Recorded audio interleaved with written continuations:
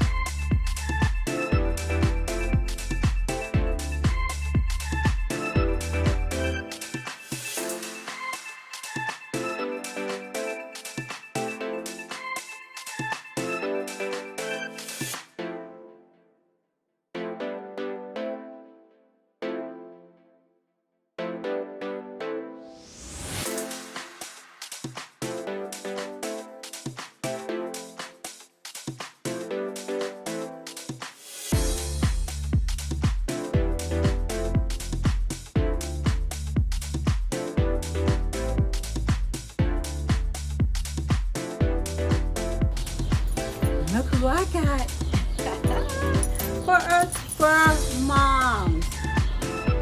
Also, me and Smokey would like to say Happy Mother's Day to all those mothers out there, and Happy Mother's Day to all those fur moms. And remember, guys, don't forget to subscribe to my channel, share with your family and friends, and hit that thumbs up video. And remember, we're sending out hugs and kisses to you and you and you. And Smokey said, Happy Mother's Day! And I will talk to y'all soon. And thank you so much for visiting my channel.